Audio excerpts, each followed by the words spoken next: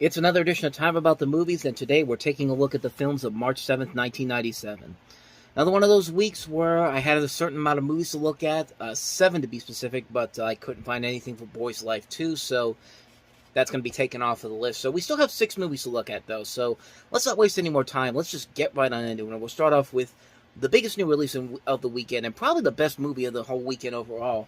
Howard Stern in the movie version of his best-selling autobiography, Private Parts.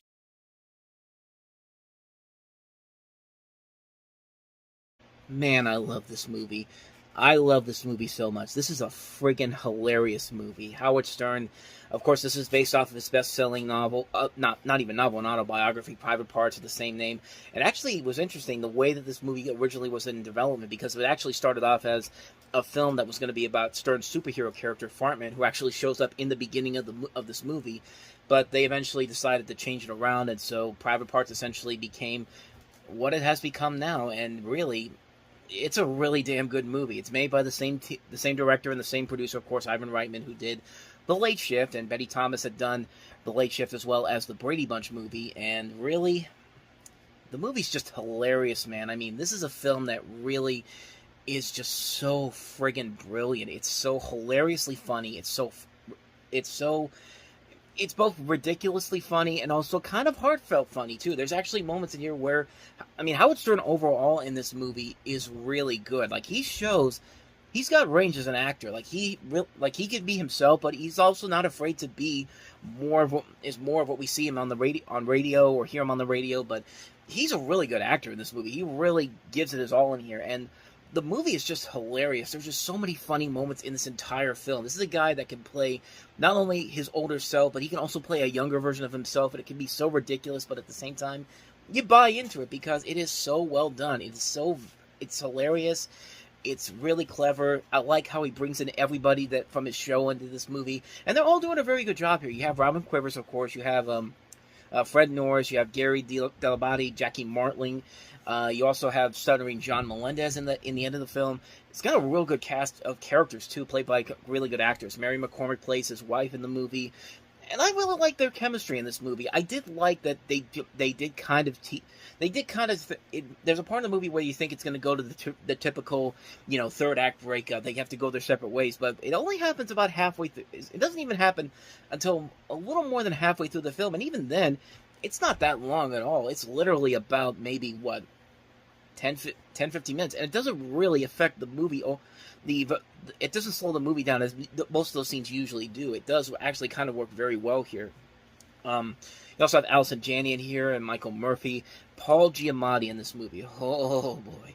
If Howard Stern isn't the best thing about this movie, then Paul Giamatti is as Kenny Pig Vomit Rushton. I mean, just one of the best comedic performances ever. I mean, I cannot watch this movie and not watch him calling Howard Stern the MF and Antichrist multiple times. I mean, how can you not laugh your ass off when you hear him go like this? You are the motherfucking Antichrist! The facial expression, the way his mouth just screams out those words, it's just like, you really feel like he is really so pissed off at this guy. And like I said, the movie is just so clever and so funny and so ridiculously stupid. Like, there's a part in the movie where he's doing his show and he's talking to this woman on the radio, and she's talking about how she's got a thing for her, and Howard Stern's just like, you know what I'm gonna do? I'm gonna have sex with you over the radio, and he's making these noises with his mouth. This was his mouth, and the lady on the radio is on the phone is getting so horny and so like, it's so ridiculously stupid, and yet I'm laughing my ass off all the time I watch this. I mean, this is one of the funniest movies that probably not a lot of people really know about, honestly. Like, it did well at the box office when it came out, and it was a critical hit as well, but it's kind of gotten a little bit, it hasn't gotten as much attention as of recently until they just put the movie on Blu-ray a couple years ago. This movie's still hilarious after all these years later. I like the way this movie really does play with your expectations. They really play with your expectations, and they make it kind of heartfelt towards the end of it. Like, I love the way the movie starts when, Howard's coming home from the MTV Video Music Awards, and he sees this woman, and she thinks he's a moron, but as the story goes on, and the film goes on, she realizes that Howard Stern is just is not what she thought it was, and that's kind of the way this movie is. It makes you think that you're gonna get something that you think you're gonna see, but it adds another layer to it. It adds another layer to it that makes it really special, really funny. I mean, I don't think I have any more to say about this movie that hasn't already been said already. This is a friggin' fantastic film. Even if you're not the biggest Howard Stern fan, you could find a lot to really appreciate about this movie. It's so funny. It's so well done. It's written very well. It's directed very well. Some great memorable moments all throughout. It's one of the most hilarious movies that you probably have never seen. If you haven't seen it, I recommend checking it out. You will not be disappointed by it. It's one of the most underrated comedies you'll ever see.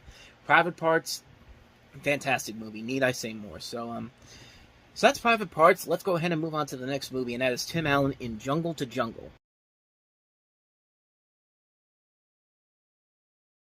Sorry for the sucky quality on that one. I could have gone for for one of the commercials for it, but I wanted to put that trailer up there just to show how bad the comedy is in this movie, and really one of the many reasons why this movie is not very good. This is a film based off of a remake of a French film called Little Indian Big City, which came out the year before in America and was actually a big hit.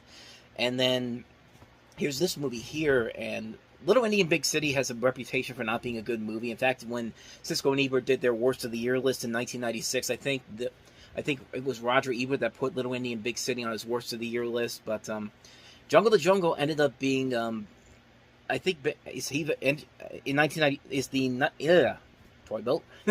In 1997, Gene Siskel, when they did their Worst of the Year list for 97, this was on Gene's list for the worst film of 1997.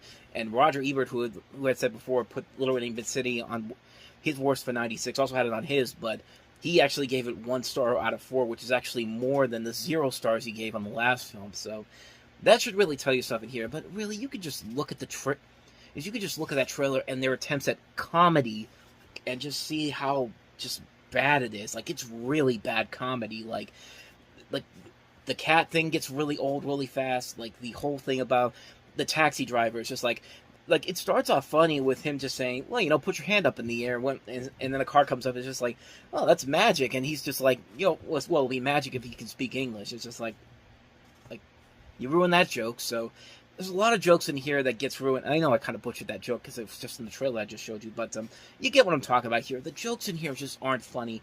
There's too good of a cast here that work with this. Tim Allen can be really good in movies we've seen. Martin Short can be good in movies that we've seen. Lolita Davidovich, David Ogden Stiers, Joe Beth Williams, Sam Huntington. This is his first movie he's ever been in, which I'll give him credit, though. He's probably the best thing about the movie, but then again, he's not really given a whole lot to do here. And he's at least trying compared to everybody else. You have Lily Sobieski in here. You also have, who else was in here that I completely forgot about?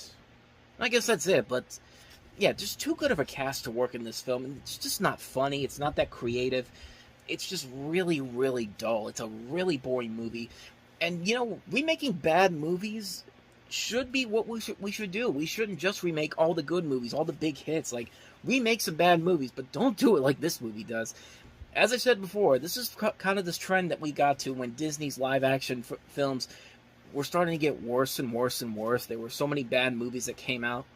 I mean, we just had That Darn Cat, which came out a couple weeks before this, and this one certainly isn't helping any favors either, and it's only going to get worse from there. There'll be a couple bright spots here and there that we'll get to, but they're very few and far between. So, not much more to say about that one. Jungle to Jungle, it's not a good film. So, anyway, on to the next film, Rhyme and Reason.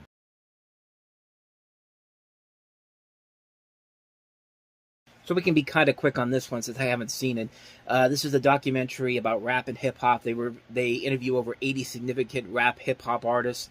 It explores the history of the hip-hop culture, how rap evolved into a major cultural voice in a multi-billion-dollar industry, and what these artists have to say about the music's often controversial image and reputation. They have interviews from various people, names you'll be familiar with. Biz Markie, Busta Rhymes, Chuck D, Cypress Hill, Da Brat, Dr. Dre, Heavy D, Keith Murray, Chris Cross, Ice-T, Lauryn Hill, Master P, Method Man, Nas, Tupac Shakur and the Notorious B.I.G., Redman, I think I already said Method Man, RZA, Salt and Pepper, Sean Combs, Puffy Combs, Wu-Tang Clan, Wyclef Jean, Zibbit.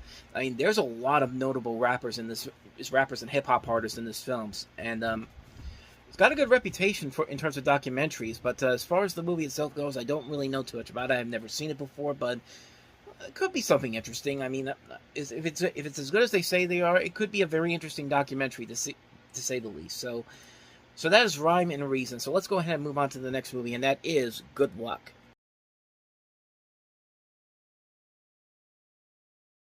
This is Good Luck. This is a story about two physically disabled men who come together to challenge themselves out of unsatisfactory lives. You got Gregory Hines, who's a dentist student. He's in a wheelchair because of a car accident that left him paralyzed. And like I said, Vincent D'Onofrio plays this former football player who was blinded in a freak accident on the field.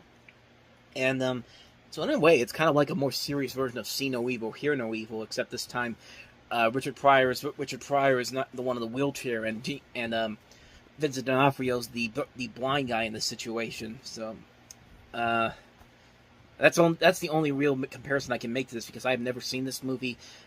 Who knows? Maybe it actually is good, but stuff like that, when he's just throwing the couch over the car, on top of that, it's over the building. It's just like, I don't know if I could take this movie all that seriously. I mean, I haven't heard a lot of good stuff about this. I've seen a little bit of the reviews on here.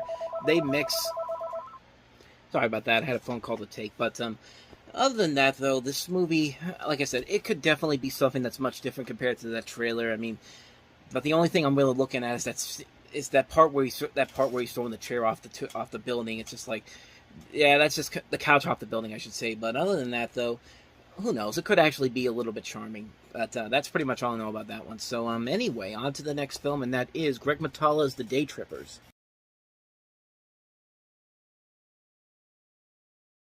Of course, Greg Matala is the same guy that will eventually go on to direct Superbad and Adventureland and Paul, Clear History, Confess Flesh was his most recent film. He's made a lot of really good movies, and he directed this movie. This was actually the first film he ever directed.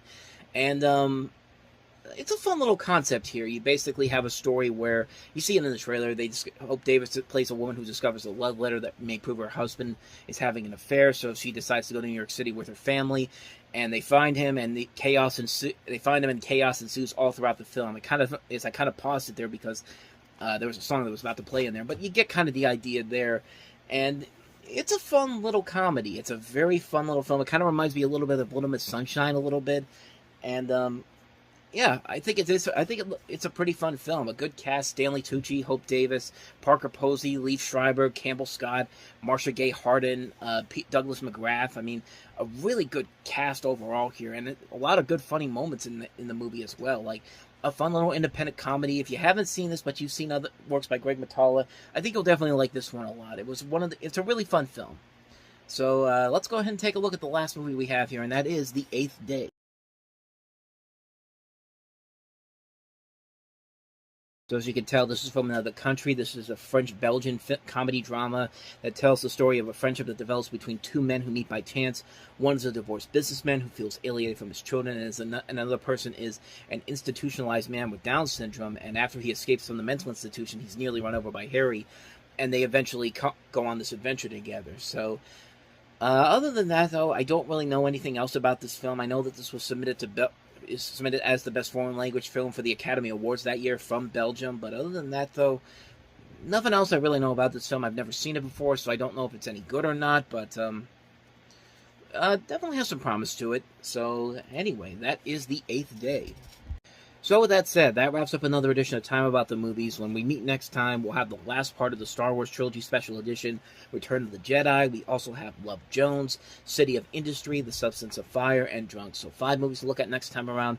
We'll delve into those on the next episode. But until then, thank you very much for watching, and if you want to see more videos like this, please hit the playlist on the next page, check out the previous episode, and I will see you guys tomorrow for another episode. So thank you very much for watching. I'll see you next time, and until then, as always, take care.